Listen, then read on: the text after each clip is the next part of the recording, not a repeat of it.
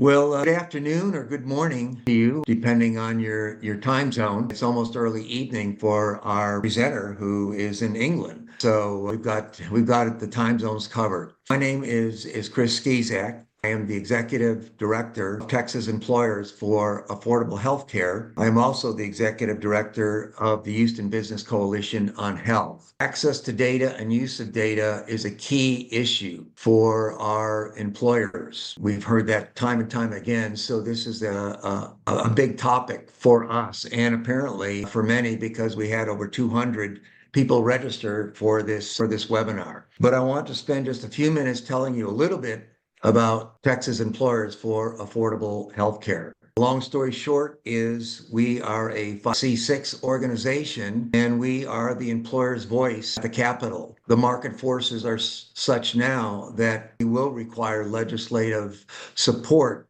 to create a level playing field for employers. Many of you perhaps already know, but employers on average are paying 3 times the Medicare rate for hospital services. As you can see from this graph, you may or may not know that the break-even point, according to the CMS cost reports that hospitals complete, is much lower than that. That is that Ashby break-even, and that break-even is what commercial payers would need to pay for that particular hospital to cover all its costs, to cover Medicare, Medicare Advantage, charity care, commercial prices, uninsured. So we're not here to go into detail there. Suffice to say that Texas Employers works to ameliorate this through legislative processes. So what do we do through Texas Employers? We advocate to lower the price of employer-sponsored healthcare. We educate HR professionals about laws, risk, opportunities, and we provide tools and resources, one of those being the Employer Healthcare Data Field Guide. I will say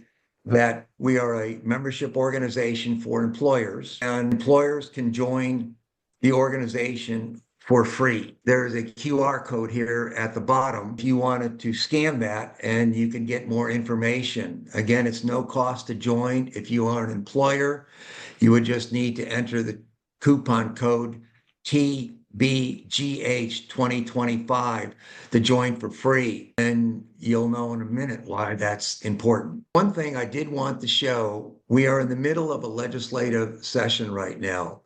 So I'm going to share one other thing on my screen here with you, or so we said. I'll share it later. I don't have it in front of me right now. I apologize for that. But let me talk about the field guide here. The field guide was created by Chris Deacon, whom I will introduce in a minute, and it contains all the information an employer would need to navigate this complex topic. It talks about why important the importance of healthcare data to employers, the regulatory structure beyond that, including fiduciary opportunities. But perhaps most important, it provides a really good guide on how to get this. Chris will go into that. The question, how you ask for it, how you respond when you get certain responses. Chris will go into that.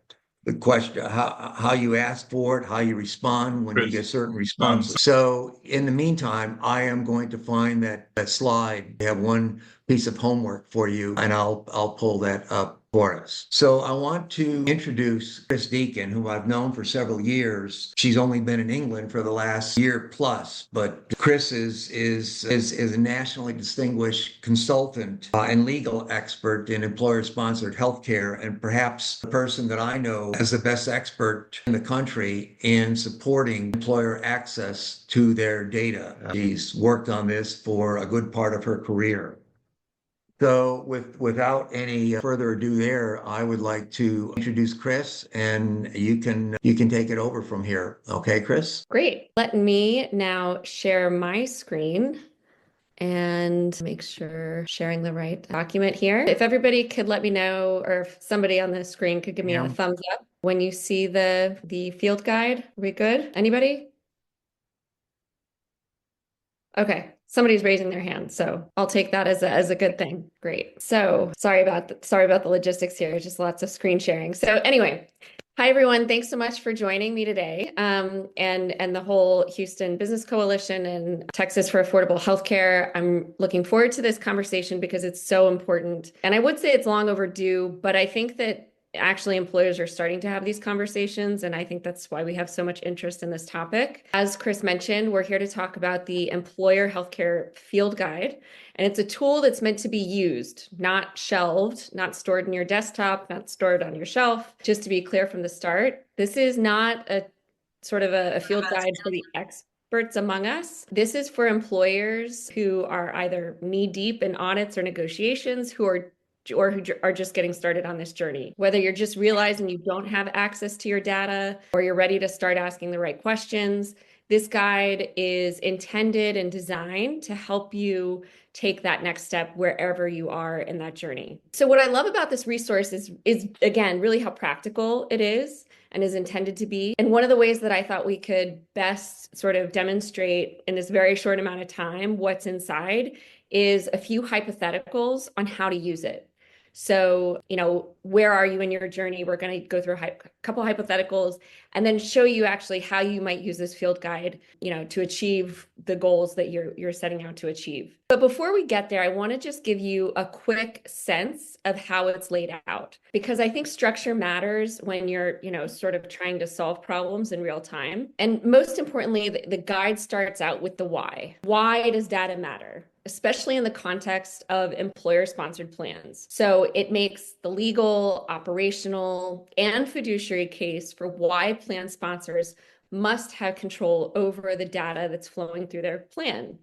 Knowing this why from the outset and being very well versed in the terminology and the legal, not necessarily, you don't have to become a lawyer, but being versed in the legal principles behind why this is important will equip you to be able to have those conversations when you do get the pushback. And trust me, the pushback will be inevitable. So having a really firm foundation and understanding these principles and terms allows you to speak the language and not be talked down to and not be sort of brushed aside as somebody that doesn't know what the terminology is. So that's why I think it's really important, sort of that foundation. And then from there, it breaks down a few things: the types of data that you need. So your claims, your pricing, your eligibility, utilization, prior auth, and more. We give you templates to request the data from your carriers, TPAs, PBMs. And then one of the things I really find most useful for folks is the pushback scripts. So we've actually written up scripts for when you get the inevitable, you don't need access to this information because we give you these reports, or, we would love to give you all of this data, but HIPAA, says that we aren't allowed to because it would be a violation of HIPAA, sort of weaponizing all of these complex terms that really shouldn't be weaponized and don't stand in your way. So we're going to give you scripts on how to handle those conversations and email back and forths with counsel for your TPA or whomever. Guidance on data file formats. So how you ask for something is really important, and then what to do with it when you get it. And then a glossary of terms and some visual examples of usable data formats. And then finally, we give you some case studies and examples of, okay, I know it's important to get my data, but what am I going to do once I have it? Can I, create a new plan design? Can I review high cost claimants? Like, what are the things that I'm actually supposed to do with this data once I have it? So again, to note, this is usable document, or intended to be. It's also not a static document, so it will continue to evolve.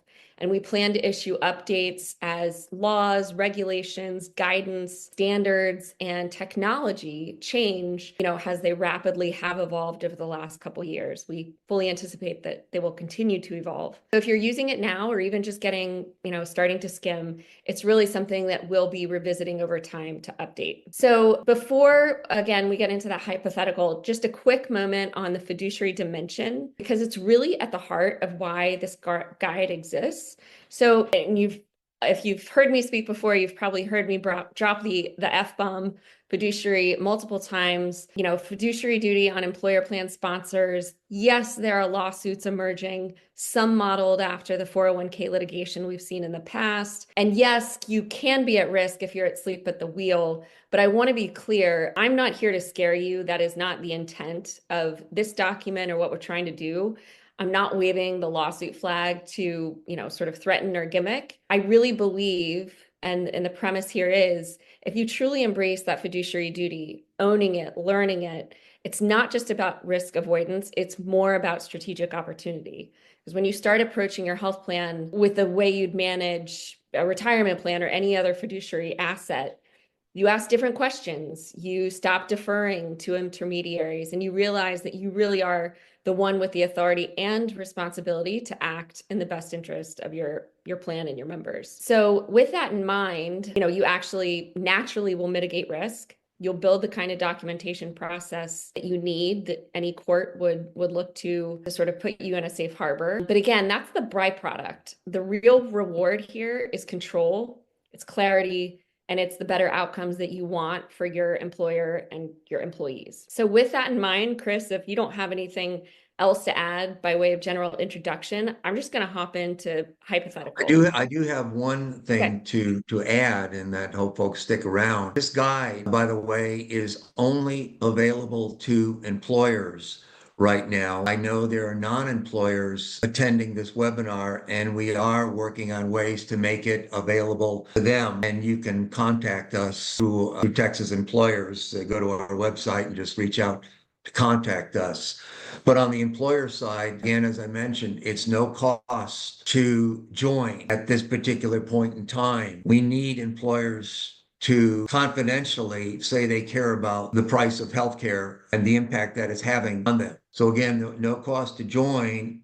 And as a part of joining, you receive this guide at no cost to you. And it will be a wonderful guide to use internally or in concert with your consultants to improve the value of your health benefits plan. So towards the end, I'll show you again, or perhaps for the first time, how to join Texas Employers for Affordable Healthcare and to get this guide at no cost. So I just wanted to point that out, Chris. Yeah, great. Okay, so with that in mind, we're going to get started. And again, I think this is the best way to sort of demonstrate the utility of the tool and how you should be using it instead of just reading it at you. So hypothetical one, let's say you finally decided to request your claims and pricing data from your TPA or your PBM, and you get back a dashboard or some sort of summary report. Here's your quarterly report that we've compiled for you that has all the data that you would ever need. So that you're told, right? Or a spreadsheet maybe with a few fields, no pricing detail or very limited pricing detail. You don't get provider IDs, no billed versus allowed. This is where the field guide really becomes your playbook. So what you would do at this stage, right? You've gone the first step in requesting something that you've got back, but now you might go to, we've sort of walked through this intro part, which I would say definitely read on your own time, but I won't read it at you. Here to your template data request. Now, this is really intended to pull straight from, you can obviously personalize it to, we've asked for data on this many occasions and we've gotten this response, but it really has all of the legal bases upon which you have a right to assert your rights to that data. You are here specifying the format in which you want the data, the itemized claims details, service code, provider information, billed, allowed, paid. And then there is also an exhibit to this template in the field guide that actually lists, over 200 fields that you are asking for. So it's very precise, it's very detailed, and it explains, again, why this information is needed, the legal basis upon which it should be required, requesting a timely response, ensuring that you will keep it confidential and,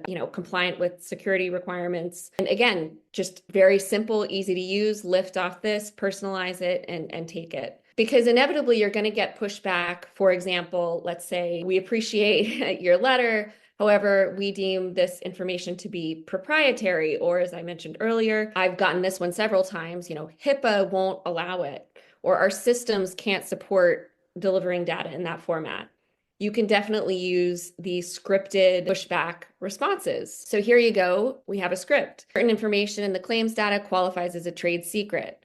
So here, we've included information or responses that you could drop into an email, or, I would suggest always putting things in writing that really refute that point. If they ever want to say, for example, that, the negotiated rates that they negotiate with their providers are proprietary, you might ask back, and it's in one of these answers, your negotiated rates are required to be posted in a public, not one place, but two, right? On the hospital price transparency files and also in the transparency and coverage files. Well, once things are public or supposed to be made public, they can no longer be considered a trade secret, right? So that's a great basis upon which to push back when you get that inevitable pushback. I would say, you can also then look to the layout and the glossary pages to figure out what you did or didn't get, and maybe help you prioritize what you ask for next. Maybe you start with your pharmacy claims or a clean subset like of outpatient services, just to get, for example, the field guide will walk you through that triage process. And again, it's really intended to get you and meet you wherever you are in that journey. Chris, can I interrupt just for a second? Sure. I just want to let folks know if they have any questions, just please enter them in the Q&A box here, and we'll do our best to get to any questions. Thank you. Another hypothetical, let's say, is you get pushback on, we don't think that, or, our legal counsel has concerns with the way that the data is going to be handled and our liability as a TPA or a PBM in delivering that data, right?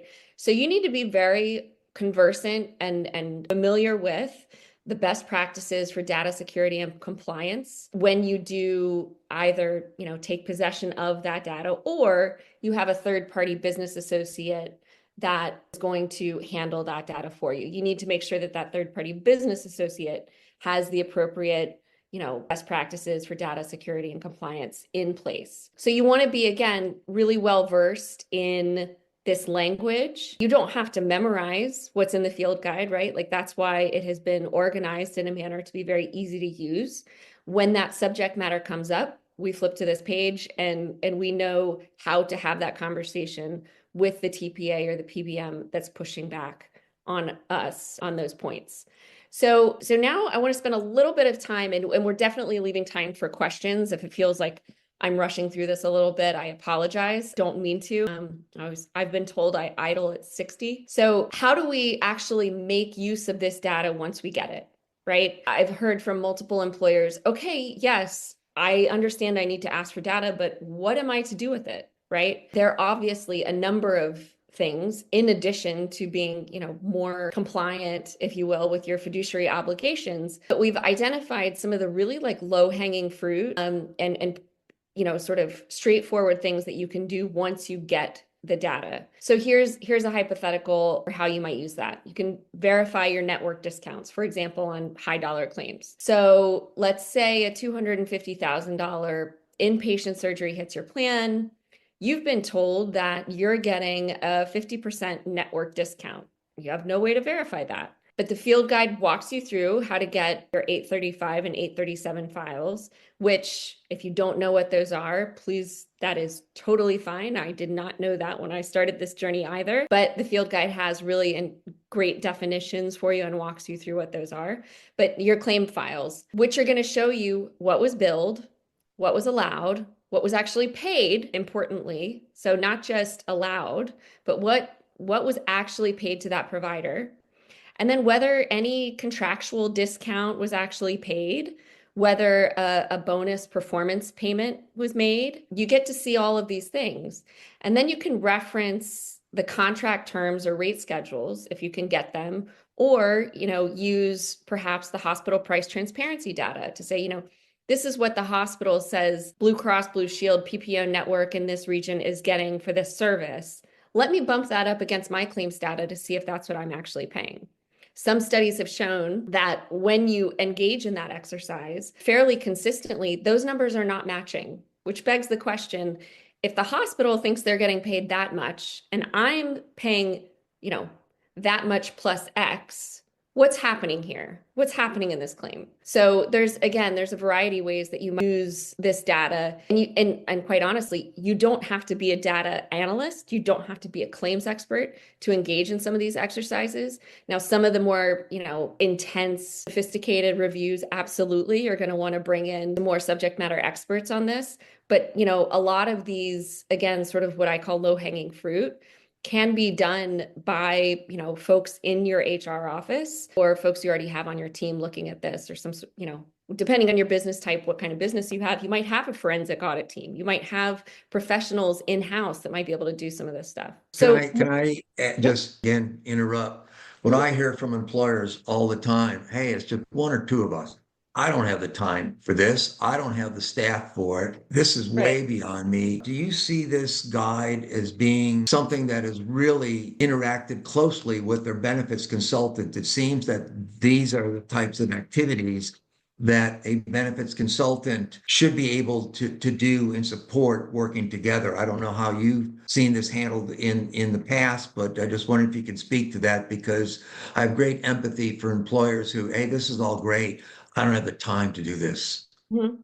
Yeah, so a few things. Number one, I think that some of the things in this guide, you don't need to be a full-time, again, claims analyst to do. And sometimes I think some of these exercises are eye-opening for HR professionals that might not be able to do this on a full-time basis. That being said, what it does is it enables you as an HR professional, perhaps a team of one or team of two or three, you won't be able to ask your consultant to do these things if you don't know they exist, if you don't speak the language, if you don't know that these opportunities exist. So absolutely, Chris, this is both a field guide if you want to get in there and tactically do it yourself. If you don't have that capacity, it enables you to ask for these things to be done on your behalf by your trusted partners. So again, you can't ask for what you don't know. You can't demand a right that you don't know exists. So I think definitely it can be seen as an educational piece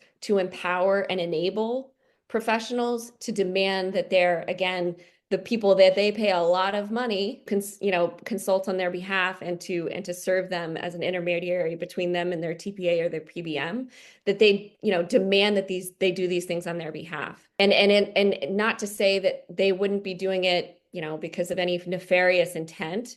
But unless you ask for some of these things, you're not going to get it. So absolutely, it's meant to be empowering and educational in a way. Okay, so I'm going to move on to another, what we think is a really great case study on how this data might be leveraged once you get it. So let's say you break through the wall, you get the usable data, and again, what now? One of the best real world examples that we've seen, and I know Chris and I have talked about this, and it's actually highlighted in the field guide, is from the 32BJ, SEIU 32BJ Health Fund. So they took a full year of claims and they ran a repricing analysis. So they took those claims and they reprice them. Basically, what would we have paid for these claims had we been paying Medicare rates as a benchmark? And what they found were sort of massive discrepancies as in hospital pricing, and sometimes double, triple what Medicare would pay, with no link to better outcomes. And so when you're talking about, claims and pricing, like a lot of questions we get are, well, what about quality? Where does quality come into this? And you cannot necessarily, what we're not asking you to do as HR professionals is derive what quality is from a claims file. But there are tools out there. There are leapfrog scores. There are CMS star ratings. There are a whole host of other resources where you can find quality scores for facilities and hospitals. And then you can bump that up against what you're seeing. If I'm paying 4 times Medicare at a hospital that has a 3-star rating, and I could be paying 2 times Medicare with a 5-star rating, where do I want my members to go, right? I want them to go to not only the more affordable hospital, but I want them to go to the better hospital. I can look at readmission rates by hospital. Again, this data is out there. It's free and publicly available. If I want, if I see that readmissions are costing me a boatload of money in my claims, I want to look at the hospitals with the lowest readmission rates, and I want to make sure that my members are either, if not forced to go there, are either incentivized to go there, or we're creating a tier within our network and steering our members again to those higher value hospitals, so that, again, they're getting better care, better outcomes, and we're paying a fair price. This results in a smarter plan design. Perhaps, the long-term outcomes here is more volume goes to the second hospital. The first hospital says, hey, what's going on here? I'm losing all this volume. We really need to improve our readmission scores or our quality scores, and the tide rises for all. I mean, that's sort of the end goal that we would love to see. But, in the interim, to help individual employers along the way, that's another way that you can leverage this data to really make a meaningful difference for your members and your bottom line. So with that, I think that those were sort of the high points that I wanted to touch on within the field guide. And just quickly, I'm going to scroll down to some of the exhibits here. And as I mentioned, this is the case study from 32BJ. We also have included model clauses for you to include in your contracts. So I'm sure we've all signed contracts, or know folks that have signed contracts that they either haven't actually read, they don't understand, or they felt bent over a barrel, so they had to sign them, and they signed away their rights to their data. You agree that you get all your data except for when we designate it confidential or proprietary. And oh, by the way, everything is confidential and proprietary, right? It all begins with the contracts. When you negotiate your contracts, when you negotiate amendments, when you go out to RFP, make some of this stuff non-negotiable. If you want to bid on my business, these are the contract clauses that you're going to have to agree to. And if you don't feel that you have that leverage, at least ask them ahead of time, what would their reaction be to these contract clauses? Ask them to redline them. That's, again, something that 32BJ did. We definitely encourage employers to do. If you have the right language in your contract, it makes getting that data much, much easier. I interrupt another time here, Chris, yes, and yeah, you're not interrupting. Not to put Chris on the spot, but this is something that Chris and her team do a great job, and we're working with Chris to develop a fair pricing method for employers who would like to have their contracts reviewed for these clauses. Most HR folks are not legal beagles, and there's probably things in there that could serve to your benefit if they were not there. So I'll just leave that out there, and more to come on that in the future. Thanks, Chris. Yeah, and then finally, I think it's important here that we're all speaking the same language. So the glossary of terms is not only meant to be used for the field guide itself, but also, sometimes I used to say, not necessarily in healthcare, but like 90% of your time when you're doing contract review is spent on the definitions.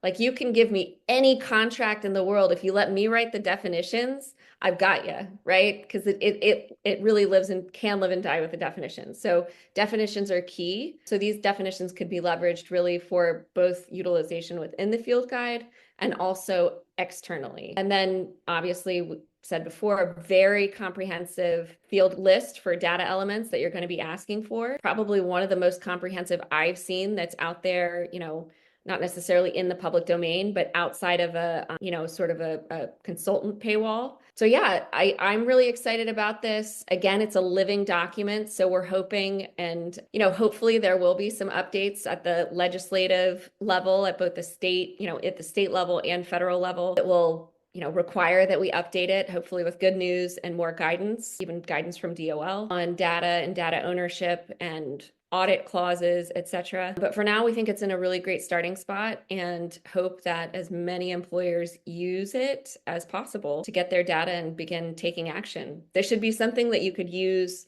at your desk tomorrow to improve your health plan and improve your fiduciary standing. Thanks, Chris. Before we get into a Q&A discussion here, I want to share, I guess I need to share my screen one more time. Chris, if you can unshare it for a moment. Oh, yep. And then I will share. And Sam, if you would let me know if my screen is being seen, or anybody see my screen here? Yeah, I see a desktop. Yes, Perfect. you can see. So this is the guide, and as we've had a lot of employers review it, as you can see from a little testimonial here, and Chris went through what this is. But as Chris said, you can start using it tomorrow, but you have to get it. And if you're an employer, the only way you can get it right now is to confidentially join Texas Employers for Affordable Health Care. We are very aware that employers, benefits professionals are not typically involved in legislative activities. So we've structured this such that employers can join confidentially. If you see that QR code there on the bottom, that will take you to our site to join. But as I mentioned, it's no cost by entering the coupon code TBGH 2025 when entering. But we do ask, we will know who you are, but externally there will be no one will know that you are a member. We're very aware of some of the hesitancy of employers to be in the legislative space. But it is important for employers to be there, if not directly, then indirectly, because without a voice at the Capitol in some way, it's difficult. So what we do is we take this information. We've got all these employers in this industry with this number of employees. They understand that, but to be able to provide that information is helpful. So there's that QR code. So I wanted to mention that to you. And then once you join, it takes you, we approve that because again, this is only available to employers right now. For those that are interested, reach out to us. We are going to make that available to consultants and others. This is a wonderful document. We don't want to just keep it locked up. The one thing that I did want to mention here is Texas Employers for Affordable Health Care, again, is the employer's voice at the Capitol. And again, we advocate for legislation on behalf of employer fairness. As an example, in the last legislative session, we passed House Bill 711, which prohibits anti-competitive language in contracts between hospitals and health plans. And think gag clauses, one of those being access to data. Think clauses that do not allow you to tier or steer your members to value. So that was passed. In this legislative session, two things, in fact, one related to this, we are working to get the Texas All Payers Claim Database funded. And what that will allow is for researchers such as RAND Corporation that does hospital transparency studies on pricing. It allows that data to be used. It can't be used right now because it's not funded. And to have this work, it needs to be funded. That's one. The other one, and then I'll go back to the guide, is House Bill 556 and 1232. And this is for facility fees. You may not be aware, but because of hospital consolidation, vertical and horizontal, there's a rapid rise in the use of facilities fees. And think clinic that is not connected to a hospital, not even in the same zip code, but a clinic that is now owned by that hospital, charging facility fees as if you were in one. There was a good PBS article today about a woman who went to get her allergy testing, 40 allergy tests, normally charging $1,800. Her bill was for $24,000 because of the facility fees that were required. What this bill does is it will require a unique identifier for every facility owned by that hospital, so we can work towards not having employees, patients caught in the middle with these facility fees. So this is just the beginning. There's a QR code here. If you scan it, it will take you to a site where you enter your zip code, and then it will bring up your representative, your representative and your senator, and also the lieutenant governor, and it will send a canned message saying, we support this. So this is one way that employers can help. There'll be more, but again, we need to get employers engaged, and again, to confidentially join our organization at no cost and to receive this field guide, we think are good incentives for you. So Chris, I'm going to stop sharing. And by the way, we will send this, both this particular slide and the link to join and more information about the field guide to all the registrants here. So you don't have to do it the second, but this facility fee thing is going on right now and it's being voted on. So your voice is important. So I'm going to stop sharing. Chris, you can start sharing again, and we can get to questions. I see we have a number of them. Chris, I don't know if you can see them, or if you'd like, I can read those to you. If somebody could read them to me, that would be helpful. I will do that. Okay. I will do that. So, and again, you can share your screen, but here's the first one from Kurt Christmas. Are there any limitations based on group size, small versus large, for fully insured? I thought Texas has specific rules with sharing premium and claims data with plan sponsors or their proxies upon request. Have any of those rules changed? Now, Chris would not be able to answer Texas law, and I'm sure not the person. We can follow up, but Chris, you may have some thought on this. I do know that it's easier for employers who are self-funded to get claims data than those who are fully insured.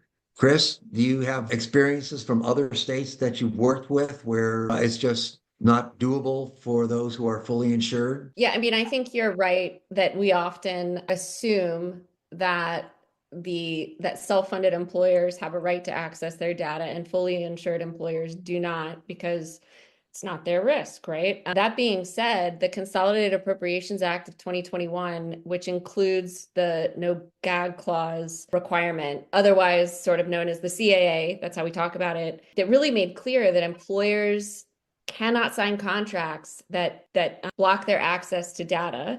And that wasn't specific to self-funded versus fully insured. If you are a plan sponsor, you are a fiduciary and you are subject to the rules of ERISA. So it is sort of it's uncharted waters with respect to the CAA. You know, that being said, if you're a 5,000 life group, right, and you're fully insured and you want to move into the self-insured space, you need to have access to your data so that you can engage in the underwriting process, right? So you know what your actuary is going to tell you what your premium needs to be in order to build your claims reserves and be appropriately funded. So I think there's absolutely the right is still there. Again, ERISA does not distinguish, the CAA does not distinguish that fiduciary obligation. As Chris said, I am not intimately familiar with Texas law, but it's, you know, something I'd be happy to sort of follow up with Chris on if that's something of interest. Yeah, one thing I'd add, one of the pieces of legislation we're fighting for this particular session allows, and this is for those who are fully insured, for those plans to be able to incentivize tiering and steering to value through reduced or no co-pays, co-insurance, deductibles. So again, even though it's not necessarily related to claims value, it looks like there's a move afoot to be able to migrate to value. There's another question here. What should employers expect from their benefits consultants in regard to implementing this guide's recommendations? And how should they be engaging their consultants and holding them accountable? So I'm going to give the lawyerly answer. It depends. It depends on your broker and consultant. So on one end of the spectrum, you might have a broker consultant who regularly signs agreements with your TPA or PBM that says they get your data and they're not going to share it with you, even though they are your client. Definitely see that. I see that with a lot of the big box consultants. They actually have NDAs in place when they have your data that says they will not share it with you because they've been told that they can't by the TPA or PBM. So that's one end of the spectrum, right? But that's not every consultant, that's not every broker. Some are obviously going to be your partner and take this resource as, you know, helpful and as a guide to help them help you, right? Like that's the attitude you want. I'm going to say most are probably somewhere in between. Most want to do right by their clients. Most want to help you accomplish your goals and serve their client and retain your business, right? As a consultant, as a broker, that's their primary objective is to retain you as a client, right? That's their business model. So how do they retain you as a client? This is where utilization of these ideals and principles and can really come to help you when you are going out for RFP, not necessarily for your TPA or PBM, but when you're picking your broker consultant, you need to say, these are the things you need to help me do. How are you going to handle it when I ask for my data or when we ask for my data and they push back? What are your responses going to be, right? Maybe use some of these, you know, nuggets as litmus tests for the broker and consultant that you want to be your partner. Are they going to help you in this journey? So again, the short answer is it depends. You will get some that will be very reluctant because they will see you stepping onto their turf and becoming a little too informed, which might scare them. And there will some that will think it's absolutely wonderful that you are this engaged and they will take that and they will run with it because they're, you're the kind of client that they want because they want to do great things for you and your employees. Here's a question. This is for me. Can you repeat the code again? Some of the letters sound like multiple letters of the alphabet. I apologize for that. But it's T as in Texas, B as in Bravo, G as in group, H as in health, 225.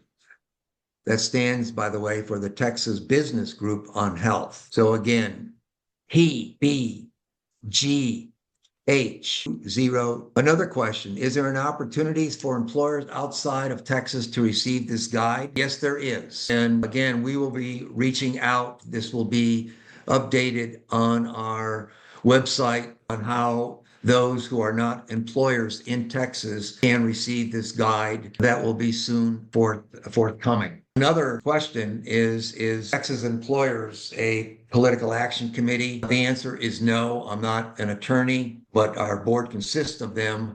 We are a C6 organization, nonprofit advocacy organization. It is not a political action committee. So I want to make that clear. Let's see. Any other questions that we have out there right now? Let me look. More questions. Okay, I see more questions coming in. Chris, do you want to do the poll question real quick and then go Yeah, into why the... don't we do a poll question? Why don't we put it up here? We still got, actually, folks love this because there's still everybody staying here. So yeah, why don't you do that question real quick? Put it up there, Sam. And we'll give 30 seconds. Will we be able to show the results online here or on screen here? Yes. Sam? Yeah, as soon as I end it, Chris, it'll show up on the screen so you guys can look at what the results are. And So we'll give another 30 seconds here. While we're waiting, if I could just tell a quick anecdote, Chris, we're talking about the, HR professionals being overwhelmed and how do you do some of this stuff with such a lean staff? I'm sure that this might be the exception and not the rule, but you can definitely, do very limited or even not so limited stuff in-house with some of this data. For example, we had a clause in our contract in New Jersey that required, well, let's go over the answers first and then I'll jump back in. That's about as expected. I think that I would love to see the 17% to know, who they're working with. Number one, if it is indeed all of the data, because the vendors that they're working with are to be applauded, commended, and hired more. But, these are the numbers that I would sort of expect. And thank you to the 7% for being so honest. Perfect. Another question. What does membership approval involve? It's really simple. If you're an employer in Texas, you are approved. What we're looking for, again, it's confidential. We're not spreading the word. We're not putting your logos out there. What we want to be able to do is go to the legislators and say, we have 100 employers in Texas that care about this, representing a million lives. They care about this. Please act on their behalf. That's what we're doing. The approval is just to make sure you're an employer because, again, we don't want those who are not employers having access to this at this particular time. Again, we're working on making that available at a particular price for those who want it. We do expect employers to share this once they download it with their consultants, but there is an agreement that's in place that this will not be used for financial gain by anyone who downloads it or to reproduce it because it will be evergreen. So yes, all employers of all size are invited. We encourage it. Let's see. Is there a way to undo problems caused by limitations that the employer has signed off on limits to data access or audit rights in an ASA, or are you bound till the end of your contract? Chris, you're the lawyer. You should probably say that to answer that for us. And I hear that all the time, by the way. Yeah. Again, it depends, right? It depends on what contract they signed and the terms of that contract. One of the things that I'll, say is most contracts will have some sort of language that recognizes that, the law might change and the parties understand that. And to the extent law changes during the term of their contract, the parties will either work to negotiate it in a manner that brings them into compliance with the law, or any term that is in violation of the law shall be deemed void, right? Something along those lines. If it doesn't, it certainly is an opening, even a clause like that is an opening to reach out and say, look, my consultant and I have had a conversation. we're aware of, pull the language from that data template letter or from the intro that actually gives you the legal grounds. These are the legal bases upon which you are required to have access to this data and the ways in which this data is already publicly available. Pursuant to these things, we would like to confirm that our agreement with respect to this data is, X, Y, and Z. Or, if it's not, we need to draft an amendment, and there's always renewal time, right? I have not seen anybody do this before, but I certainly think it is, if you had enough pushback, you could exercise this. If they're not agreeing to come to the table to put your contract in compliance with the law, like, is that a material breach, right? Is it grounds for early termination for cause?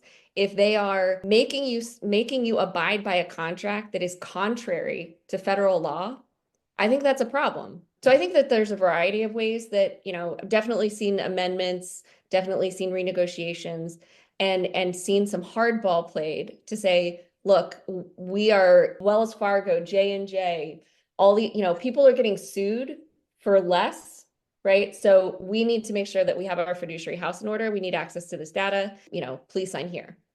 I'm not saying it's going to work. You're going to get pushback. Yeah. But it's Hey, worth here's one for the fully insured, and I happen to know this person, Scott Haas. I used to know who, he may still be with the same organization, so I won't say it now, just in case he is not. Wonderful consultant, Scott Haas. Look him up on LinkedIn.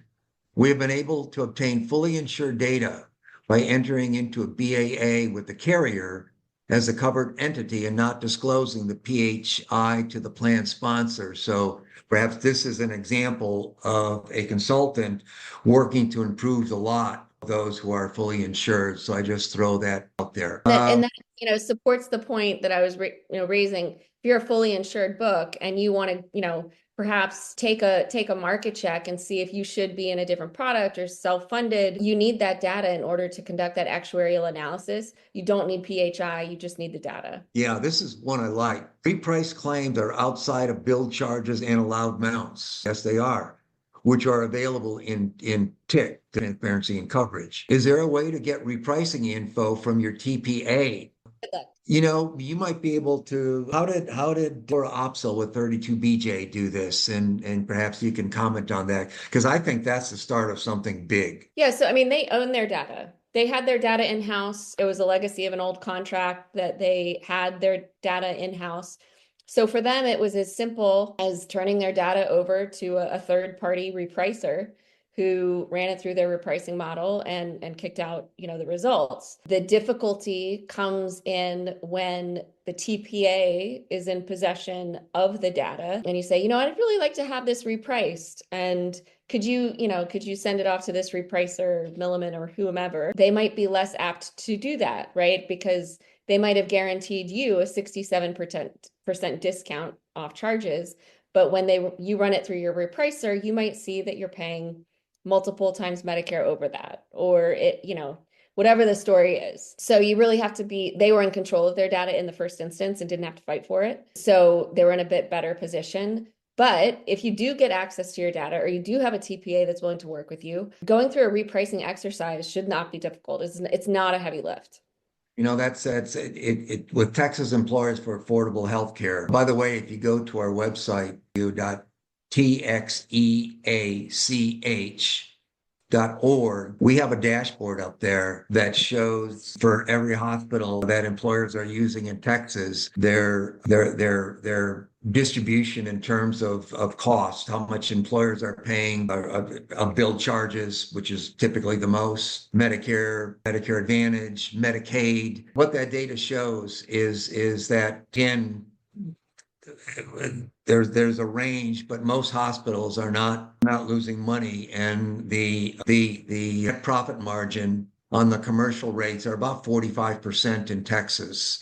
It also shows some of these other elements. What is that break even? But the reason I say that is I like that idea of repricing, perhaps, is something that we could look at as an organization, to work with an organization to reprice once you get your claims. That would be a wonderful service, perhaps, that we might be able to look into providing for our members. So I think we've addressed all of the questions. Let me just make sure. And I just, There's if another I one. could just, oh, sorry, Well, I wasn't sure if we were running up on time. I just wanted to say a closing remark, but if we have Did you time for say another your question, that's fine. organization will be working with Ms. Deacon to provide contract review assistance? The short answer is yes there, and we'll be providing more information on what that might look like. So Chris, if you want to answer anything else. Sure. I just wanted to, sort of in closing, say whether you use this guide, which, I think again is a great tool, or you build your own framework, the critical thing, if you're an employer, is that you stop waiting for someone else to unlock your data. Data is not just a reporting tool. It's your leverage, it's your accountability, and it's your clearest path in this moment to delivering better care for a lower price, lower cost. If you don't have it, fight for it. If you have it, use it, because I think that the future of your health plan and your success is going to be shaped by those who know how to follow the data and aren't afraid to act on what it shows. The way I like to say that is, data is gold and he who has the gold rules. And what this guy does, and by the way, the CAA for self-funded employers, it's very clear. It is your data. And what this guy does is it provides the resources you need to make sure that you own that data and have access to it. So with that, again, this was recorded. We'll put that recording out there. We will send a couple pieces of information to you, including the request that you let your Texas representative know that you care about this. Again, the more employers that step up to the plate, even confidentially, the more likely things are going to happen. Because I guarantee the other stakeholders are there in mass talking to the legislatures, and the legislators think, well, the employers must be fine with it. They're not saying anything. So this is an opportunity for you to be heard. So thank you again. And I hope you all have a wonderful rest of your day and have a great Easter weekend, however you may celebrate it. Thank you so much.